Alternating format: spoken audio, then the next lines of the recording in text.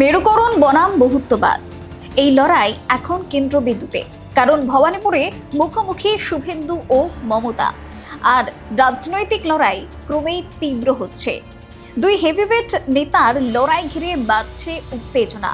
ইতিমধ্যে শুভেন্দুর মনোনয়ন পর্বে কেন্দ্রীয় স্বরাষ্ট্রমন্ত্রী অমিত শাহের উপস্থিতি বিশেষ তাৎপর্য এনেছে। এবার মনোনয়ন জমা দিতে চলেছেন মমতা বন্দ্যোপাধ্যায়। তৃণমূল সূত্রে খবর রয়েছে, তার মনোনয়নে বহুত্ববাদের বার্তা স্পষ্ট করে তুলতে প্রস্তাবকদের তালিকায় রাখা হচ্ছে বিভিন্ন ধর্ম, ভাষা ও সম্প্রদায়ের প্রতিনিধিদের। ভবানীপুরে মিনি ইন্ডিয়া চরিত্রকে সামনে রেখে এই কৌশল নেওয়া হয়েছে।